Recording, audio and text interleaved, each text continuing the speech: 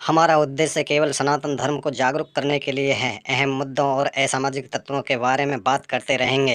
असामाजिक तत्वों द्वारा हो रही गतिविधियां जो देश और समाज को तोड़ने का कार्य करते हैं, इस जागरूकता अभियान में अपना महत्वपूर्ण सहयोग प्रदान करें। चलो सुनते हैं उनके विचारों को जागरूकता के इस अभियान में। धन्यवाद। दो विषय और उठाए जाते हैं जब सीए का विषय आता है कि एक तो ये संविधान की भावना के अनुरूप नहीं है, दूसरा भारतीय संस्कृति की भावना के अनुरूप नहीं है।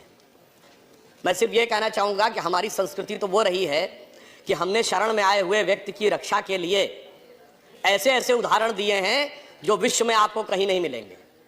भारतीय पुराणों में और बौद्ध जातक कथाओं में राजा शिबी का उल्लेख आता है कि एक कबूतर जिसको बाज पकड़े ले रहा था वो उनकी शरण में आ जाता है और कहता मेरे प्राणों की रक्षा करिए। तो राजा शिबी कहते हैं ठीक है मैं रक्षा करूंगा। वो बाज को कहते हैं अब ये मेरे शरणागत हो गया, अब ये तुम्हें नहीं मिलेगा। तो बाज कहता मैं भी तो आपकी प्रजा हूं, ये मेरा भोजन है, आप मुझे अपने भोजन से वंचित कैसे कर सकते हैं। तो राजा शिबी कहते हैं हाँ ये भी ठीक है, तो अब मैं इसको शरणागत को नहीं छोड़ूंगा, परंतु यदि तुम्हें भोजन चाहिए तो अपने शरीर से उतना ही मांस निकालने को तैयार हो। और चूंकि भगवान उनकी परीक्षा ले रहे थे, ऐसा मान्यता है पुराणों में और जातक कथाओं में कि वो बढ़ता चला गया उसका वेट, और आखिर में राजा शिवी पूरे पलड़े में बैठ गए। और तब भगवान ने प्रकट होकर कहा तुमने शरणागत की रक्षा का पूरा दायित्व निभाया, हम तुम्हारा सम्मान करते हैं। इसीलिए शायद अटल जी ने यह पंक्ति लिखी थी कि मैंने छाती का रक्त पिला पाले विदेश के क्षुधित लाल, मुझको मानव में भेद नहीं मेरा अंतस्तल उर विशाल, शरणागत की रक्षा की है मैंने जीवन भी देकर, विश्वास नहीं यदि आता तो यह साक्षी है इतिहास अमर। अब कहा जाएगा साहब आप शरणागत को दे रहे हैं तो सबको क्यों नहीं दे रहे हैं। तो भारतीय संस्कृति में यदि राजा शिवी के कबूतर की कथा है तो तक्षक नाग की भी कथा है।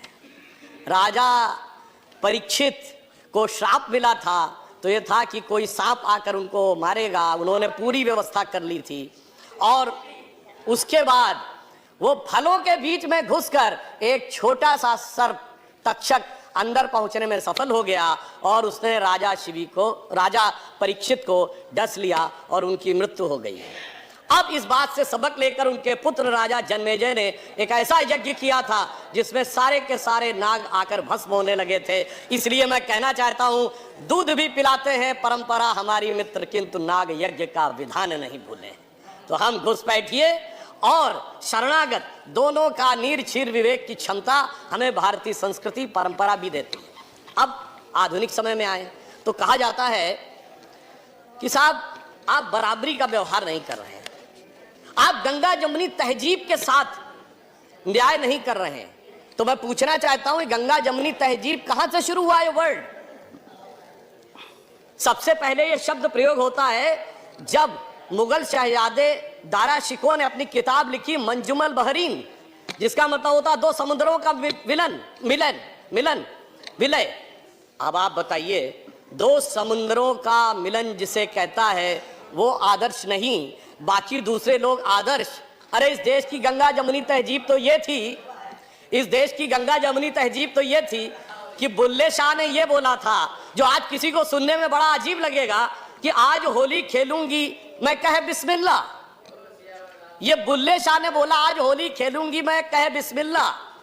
और उन्होंने कहा आगे की लाइन अरबिक वर्ड है, अलस्तु बिरबिकम प्रीतम बोले सब सखियों ने घूंघट खोले, नाम नबी की रतन चढ़ी और बूंद पड़ी अल्लाह अल्लाह, आज खेलूंगी मैं होली कह बिस्मिल्लाह। मगर इसको आपने माना क्या। अब मैं उदाहरण देता हूं।